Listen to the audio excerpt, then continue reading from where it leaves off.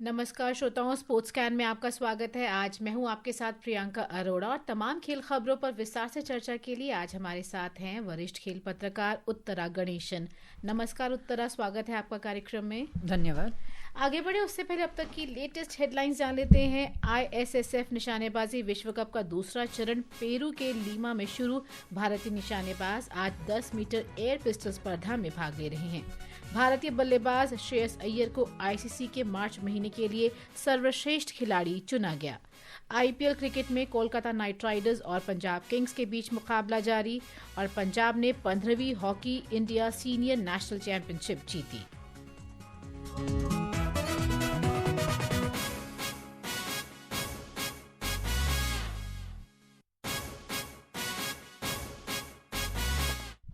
तो शुरुआत करते हैं निशानेबाजी से। ISSF निशानेबाजी विश्व कप का दूसरा चरण आज पेरू के लीमा में शुरू हो गया है। भारतीय निशानेबाज आज 10 मीटर एयर पिस्टल स्पर्धा में भाग ले रहे हैं। पुरुष वर्ग में इस समय क्वालिफिकेशन का दौर चल रहा है, जिसमें भारत की ओर से सौरभ चौधरी, आकाश भारद्वाज, अमित शर्मा, रविंद्र सिंह और अरुण तोमर चुनौती पेश कर रहे हैं।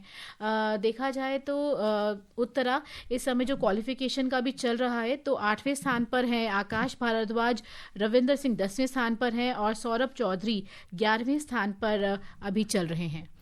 देखिए, शूटिंग जिस तरह का खेल है उसमें आखिरी सीरीज में भी आपका फेरबदल हो सकता है, तो आप नीचे से ऊपर जरूर आ सकते हैं। पर हाँ, जितना नीचे वो चल रहे हैं बहुत अच्छी बात नहीं है, क्योंकि जैसे जैसे सीरीज खत्म होती जाएगी आपके चांसेस कम होते जाएंगे ऊपर खत्म करने के। पर एक चीज़ मैं याद दिलाना चाहूँगी कि जैसे ये जो वर्ल्ड कप है, जो पहले भी एक फेज़ जो हुआ था, बहुत से लोगों को शायद नहीं पता होगा कि वर्ल्ड कप शूटिंग का जो है वो साल में 4 होते हैं। तो इस बात पे ये बिल्कुल अच्छी बात है कि हमारे शूटर्स अच्छा कर रहे हैं, पर असली मुकाबला जो होगा, जो असली चैलेंज आएगा, वो वर्ल्ड कप फाइनल्स में और वर्ल्ड चैंपियनशिप में आएगा। उसके लिए आप इनको प्रिपरेटरी इवेंट जरूर मान सकते हैं, पर इन वर्ल्ड कप्स में जो परफॉर्मेंस है उसके बिना पे आप ये डिसाइड करें कि कौन कितना अच्छा है, वो मुझे लगता है थोड़ा सा गलत होगा। और शायद इसीलिए NRAI भी इन टूर्नामेंट्स के बावजूद जब फाइनल टीम डिसाइड करने बैठती है बड़े टूर्नामेंट्स के लिए, तो वो अपने ट्रायल्स रखती है 2 दिन, 3 दिन, 4 दिन के। वो इसीलिए होता है क्योंकि एक तो शूटिंग में फॉर्म बहुत इंपॉर्टेंट है। अभी साल की शुरुआत है, जब तक साल खत्म होगा, जब वर्ल्ड कप फाइनल्स आएंगे, तब तक क्या फॉर्म रहता है या किस तरह से शूटिंग हो रही होती है, ये हमें नहीं पता। ये हम पिछले कई सालों में देख चुके हैं कि जब बड़ा टूर्नामेंट आता है उसके आसपास फॉर्म थोड़ा सा गड़बड़ा जाता है। ओलंपिक्स के लिए भी जैसे ट्रायल्स किए गए थे जाने से और ओलंपिक्स में सबसे बड़ा जो एग्जांपल है वो यही है कि रुद्रांश पाटिल, जो वन ऑफ द अर्लिएस्ट थे जिन्होंने अपने लिए कोटा लिया था, वो नहीं क्वालिफाई कर पाए थे, उनको नहीं भेजा गया था। तो ये जितने वर्ल्ड कप्स हैं जो पिछले भी हुआ था और अब जो हो रहा है, मुझे लगता है कि उनको एक प्रिपरेटरी टूर्नामेंट की तरह अगर देखा जाए, तो जो हमें या जो फैंस को एक डिसअपॉइंटमेंट होती है बड़े इवेंट्स में जाके, वो शायद कम होगी और प्रेशर भी शूटर्स पे कम रहेगा, क्योंकि उनको ये पता है कि हमें कहाँ परफॉर्म करना है, कहाँ नहीं करना है। जब आप लगातार उनसे उम्मीद करते हैं कि ये भी जीतेंगे, वो टूर्नामेंट्स भी जिनकी शायद उस तरह से इंपॉर्टेंस उतनी नहीं है, तो शूटर्स का फॉर्म खराब होने के चांसेस ज्यादा होते हैं। पर जैसे सौरभ चौधरी है जो अभी फिलहाल 11वें स्थान पर चल रहे हैं, और ब्यूनस आयर्स में जो पहला चरण हुआ उसमें उन्होंने पदक जीता था, ब्रॉन्ज मेडल जीता था, क्योंकि पिछले कुछ टाइम से वो फॉर्म में नहीं चल रहे थे। बिल्कुल। तो अब सौरभ चौधरी का मेरे ख्याल से हर किसी को पता है कि उनके गेम से ज्यादा वो उनकी माइंडसेट और मेंटल स्ट्रेंथ थी, जिसपे काम करने की जरूरत थी। और जिस तरह से उन्होंने पहले फेज में कमबैक किया था और जिस तरह से उन्होंने परफॉर्म किया था, अच्छी चीज भारतीय शूटिंग के लिए ये बहुत अच्छी चीज है कि शायद वो वापस वो भूख जो है जीतने की, वो जो परफॉर्म करने की का हंगर है, वो और जो उनका माइंडसेट है, जो एक चैंपियन माइंडसेट होता है, एक कॉम्पिटिटर माइंडसेट होता है, वो कहीं ना कहीं आपको वापस आता दिख रहा है, और वो बहुत अच्छी चीज है। बिल्कुल, और उम्मीद करेंगे कि मनु भाकर भी एक बार कम बैक करे, और क्योंकि उनका भी अभी 10 मीटर एयर एयर पिस्टल स्पर्धा में है क्वालिफिकेशन कुछ ही देर में महिला वर्ग में, और उसके अलावा सुरुचि सिंह है, सन्याम है, सुरभि राव है, सिमरनप्रीत कौर है, ये सब निशाना साधेंगी। और भारतीय निशानेबाजों ने ब्यूनस आयर्स में शुरुआती चरण में 4 स्वर्ण, 2 रजत और 2 कांस्य सहित 8 पदक जीते थे। तो बहुत उम्मीदें हैं कि इस बार भी हम अच्छे स्थान पर रहेंगे, जैसे पिछली बार दूसरे स्थान पर रहे। बिल्कुल, और यही मैं बता रही थी, जैसे सिमरनदीप कौर हुई या सुरुचि सिंह हुई, उनके ऊपर वो प्रेशर नहीं है, तो वो खुल के खेल सकते हैं। वो अब नए आ रहे हैं, उभरते हुए निशानेबाज हैं, तो उनका परफॉर्मेंस बेटर होना बहुत ज्यादा सरप्राइजिंग नहीं है, क्योंकि उनसे उस तरह की उम्मीद नहीं है। तो जब आप खुल के खेलते हैं, बिना प्रेशर के खेलते हैं, तो अच्छा खेल पाते हैं। और जो हमारे प्रूवन चैंपियंस हैं, जैसे सौरभ चौधरी हैं या मनु भाकर हैं, मुझे लगता है थोड़ा सा उनको भी खुल के खेलने की हमें इजाजत देनी चाहिए, ताकि वो अपना बेस्ट कर पाएं। तो उम्मीद करते हैं कि अपना बेस्ट देंगे और हम और अच्छे पदक जीतेंगे। क्रिकेट के मैदान का रुख करते हैं। भारतीय बल्लेबाज श्रेयस अय्यर को अंतर्राष्ट्रीय क्रिकेट परिषद ICC ने मार्च महीने के लिए सर्वश्रेष्ठ पुरुष खिलाड़ी चुना है। इस पर एक रिपोर्ट सुनते हैं, फिर बात करते हैं।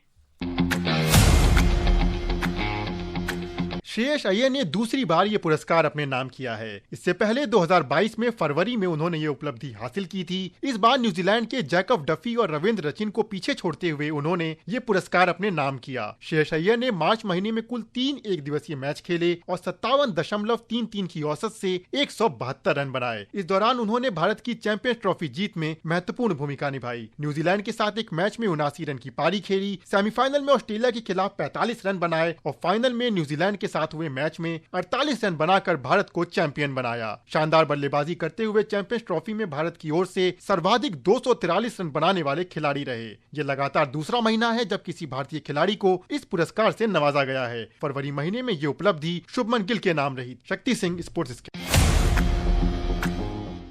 No doubt Uttara, Shreyas Iyer one of the best players हैं हमारे इंडियन क्रिकेट टीम में। पर अभी जैसे IPL का मैच देख रहे हैं और श्रेयस अय्यर आज ही 0 पर आउट होकर चले गए। कोलकाता नाइट राइडर्स और पंजाब किंग्स के बीच मुकाबला है। ये हर खिलाड़ी के का एक संयोग की बात होती है। और पिछला मैच जिस तरह से टीम खेली थी, थोड़ा सा आप डाउन होते हैं, आप डिसअपॉइंटेड होते हैं कि आपकी टीम 250 रन बनाती है और फिर भी आप हार जाते हैं। वो भी पूरे 20 ओवर भी नहीं जा पाता मैच, क्योंकि वो दिन अभिषेक शर्मा के नाम पे था। वो जिस तरह से खेले थे, वो बहुत ही रेयर इनिंग्स होती है, कभी कभी देखने को मिलती है। तो बट पंजाब को बिल्कुल डिसअपॉइंटिंग होगा। आप घर पे हारे थे और वहां से कम बैक करना, आपके पास बहुत ज्यादा ऐसा भी नहीं है कि आपके पास हफ्ता 10 दिन है रिकवर करने के लिए, तो थोड़ा सा वो अफेक्ट बिल्कुल करता है। पर जिस तरह से पंजाब इस बारी खेल रही है, ओवरऑल देखा जाए तो ये मैच जो है मुझे लगता है एक एबरेशन ही रहेगा, क्योंकि उनके पास वो खिलाड़ी हैं जो इससे उभर सकते हैं, चाहे वो यंगस्टर्स हों या श्रेयस हों जैसा आपने बोला, या उनके फॉरेन प्लेयर्स हों। हमें ये नहीं भूलना चाहिए कि इनके पास जो खिलाड़ी हैं उसमें भी इनको नुकसान हुआ है। लॉकी फर्ग्यूसन अब आउट हो गए हैं। देखना पड़ेगा कि गेंदबाजी किस तरह से उनकी हो पाती है। आज के मैच में थोड़ा सरप्राइजिंग था कि उन्होंने स्टॉइनस को ड्रॉप किया है, जबकि पिछले मैच में उन्होंने बहुत अच्छा खेला था। तो ये सारी चीजें भी असर करती हैं जब आप खेलने उतरते हैं। तो पर आज के मैच के बेसिस पे श्रेयस अय्यर को जज करना मुझे लगता है बहुत अनफेयर हो जाएगा। पर क्योंकि बहुत हद तक जो बल्लेबाजी है पंजाब किंग्स की वो श्रेयस अय्यर पर ही निर्भर रहती है, तो उनका आउट होना बहुत ही सरप्राइजिंग सा था। और टीम देखा जाए तो आज लगातार हर्षद राणा ने 3 विकेट ले लिए हैं और रमनदीप ने कैच लिया है। अगर ताजा समाचार हम आपको बताएं तो पंजाब किंग्स ने टॉस जीता और बल्लेबाजी करते हुए फिलहाल 13वें ओवर में 8 विकेट पर 93 रन बना लिए। तो लगातार ऐसा लग रहा है कि एक के बाद इतने प्रेशर में आई है पंजाब किंग्स पिछली हार के बाद, तो बहुत ही नुकसान लग रहा है पंजाब। बिल्कुल, और जैसा आपने कहा कि श्रेयस अय्यर की बैटिंग पे पंजाब की टीम है, बल्कि मैं तो कहूंगी कि पिछला पूरा साल जो है, चाहे वो मुंबई की टीम हो, उसके लिए भी श्रेयस अय्यर के ही आसपास पूरा उन्होंने किया है। और उन्होंने ये प्रूव किया है कि आप उनको साइडलाइन कर सकते हैं, आप उन्हें इग्नोर कर सकते हैं, पर वो अपने बल्ले से अपने आप को प्रूव दोबारा करेंगे। और आज का मैच थोड़ा सा ग्रज मैच भी होगा, क्योंकि पिछले साल KKR को उन्होंने टाइटल जिताया, उसके बाद ना उन्हें रिटेन किया गया, और जब ऑक्शंस भी हुए तो बहुत ज्यादा उनके लिए फाइट नहीं की KKR ने, तो कहीं ना कहीं थोड़ा सा वो ग्रज मैच जरूर है। तो श्रेयस जरूर ये चाहेंगे कि आज वो जीतते, पर टूर्नामेंट बहुत लंबा है और अभी शुरुआत जिस तरह से उन्होंने की है, मुझे नहीं लगता बहुत ज्यादा उन्हें परेशान होने की जरूरत है इस एक मैच की वजह से। तो आगे बढ़ते कल के मैच का रुख करते हैं। कल रात चेन्नई सुपर किंग्स ने मेजबान लखनऊ सुपर जायंट्स को 5 विकेट से हरा दिया। इस पर विशाल की रिपोर्ट है, वो सुनते हैं।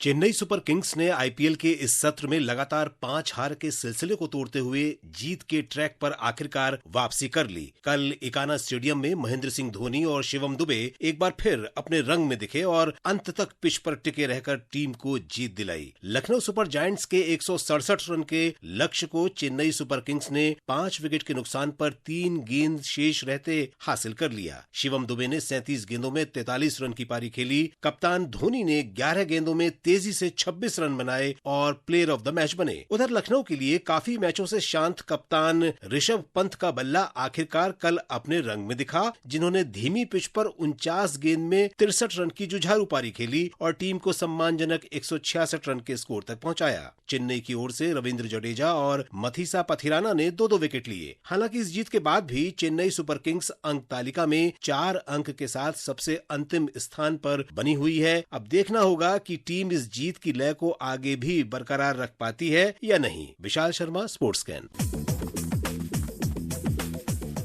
कल धोनी अपने पुराने जो फिनिशर वाले रूप में दिखे और उतरा, और मतलब जो स्टेडियम में, हालांकि मेजबान लखनऊ था, हारी टीम, लेकिन जो जोश धोनी के लिए दिखा वो देखने लायक था। देखिए, पिछले अगर 2-3 सीजन से देखा जाए तो एक तरह से हम कह सकते हैं कि पूरे देश में जहां पे भी कोई टीम खेल रही है, अगर उसमें धोनी है तो वो उनका होम टीम हो जाता है। वो सीएसके का ही होम टीम लगता है। कल भी लखनऊ में जितनी पीली जर्सीज दिख रही थी वो शायद लखनऊ को जरूर अवे टीम की फीलिंग आ रही होगी, पर ये हम पिछले 2-3 सीजन से देख रहे हैं कि जहां पे भी सीएसके खेलती है वो उनका होम टीम हो जाती है। और इससे आपको समझ आता है कि धोनी एक फ्रेंचाइजी से ज्यादा से कितने ज्यादा ऊपर निकल चुके हैं। जहां तक उनके परफॉर्मेंस की बात है तो बिल्कुल उनके फिनिशर के रोल पे कभी किसी ने संदेह नहीं किया था, पर यह जरूर है कि जिस तरह से वो पूरा साल नहीं खेलते हैं और उम्र की बात अगर करें, थोड़ा सा फिटनेस की भी बात आती है वहां पे, तो डाउट जरूर हो रहा था जिस तरह से सीएसके की बैटिंग खराब चल रही है। पर उम्मीद यही है कि कल की जो हार का सिलसिला जो टूटा है कल, उससे एक नया मोमेंटम जरूर मिलेगा, क्योंकि आपको सिर्फ एक जीत चाहिए होती है वो दोबारा से अपनी जीत का एक सिलसिला शुरू करने के लिए। और आपको बता दें श्रोताओं, टूर्नामेंट में कल दिल्ली में दिल्ली कैपिटल्स और राजस्थान रॉयल्स का मुकाबला होगा। भारतीय क्रिकेट टीम इस साल अगस्त में बांग्लादेश दौरे पर जाएगी। दोनों टीमों के बीच 3 एकदिवसीय और 3 T20 मैचों की श्रृंखला खेली जाएगी। बीसीसीआई ने आज कार्यक्रम की जानकारी दी। पहला एकदिवसीय मैच 17 अगस्त को मीरपुर में खेला जाएगा। T20 श्रृंखला 26 अगस्त से शुरू होगी। पंजाब ने 15वीं hockey India senior national championship जीत ली है। आज फाइनल मुकाबले में पंजाब ने मध्य प्रदेश को 4-1 से पराजित किया। देखा जाए तो उत्तरा एकदम कम बैक किया, क्योंकि पहले हार रही थी। पहला गोल मध्य प्रदेश ने किया और उसके बाद वापसी करते हुए पंजाब ने 4-1 से जीत दर्ज की। और क्या गोल किए, हर क्वार्टर में मजा था। देखिए, अगर आप लाइनअप देखें पूरी पंजाब की तो बहुत से लोगों को एक गलतफहमी हो सकती है कि शायद इंडियन टीम खेल रही थी वहां पे। तो ऐसी टीम अगर पिछला मैच जो हारी थी तो वो इसलिए नहीं हारी थी कि वो खराब खेली थी, बल्कि उस दिन एमपी की टीम बहुत अच्छा खेली थी। और मध्य प्रदेश की टीम को क्रेडिट देना पड़ेगा कि उन्होंने ना सिर्फ लीड ली बल्कि एक हाफ तक उनको रोक के रखा। डिफेंस इतना अच्छा था उनका। पर जैसा मैंने कहा कि अगर आप पूरी टीम लिस्ट देखें पंजाब की टीम की, चाहे वो गुरजंत हैं, जुगराज हैं, जसजीत हैं, हार्दिक हैं, जसकरण हैं, जितने भी उनके खिलाड़ी हैं वो सारे भारत के लिए खेल चुके हैं। जर्मनप्रीत हैं। और जैसा मैंने कहा कि लोगों को गलतफहमी हो सकती है कि भारतीय टीम खेल रही है, तो बिल्कुल फेवरेट वो थे। पिछली हार के बाद भी वो फेवरेट ही थे इस मैच में जीतने के। और जिस तरह से उन्होंने खेला वो कमबैक से ज्यादा मुझे लगता है कि प्रेडिक्टेड लाइंस पे था। एमपी ने फाइट जरूर की, बट पंजाब की कुछ जरूरत से ज्यादा अच्छी टीम थी और डिफेंस प्रॉपर कर नहीं पाए। और इससे पहले तीसरे चौथे स्थान के लिए हुए मुकाबले में उत्तर प्रदेश ने मणिपुर को 5-1 से शिकस्त दी। और जाते जाते आपको बता दें, पीवी सिंधु और लक्ष्य सेन चीन में सुधीर रमन का बैडमिंटन फाइनल्स में भारतीय चुनौती पेश करेंगे। ये टूर्नामेंट 27 अप्रैल से 4 मई तक खेला जाएगा। भारत ने अपनी विश्व रैंकिंग के आधार पर इस प्रतिष्ठित मिक्स टीम चैंपियनशिप में जगह बनाई है। भारत को ग्रुप डी में रखा गया है, जहां पूर्व चैंपियन इंडोनेशिया, डेनमार्क और इंग्लिश टीम शामिल है। समय कह रहा है आपसे अनुमति ली जाए, तो उत्तरा आप स्टूडियो में आई तमाम खेल खबरों पर चर्चा की, इसके लिए धन्यवाद। धन्यवाद प्रियंका। श्रोताओं, प्रियंका अरोड़ा और स्पोर्ट्स कैन की पूरी टीम को दीजिए अनुमति। नमस्कार।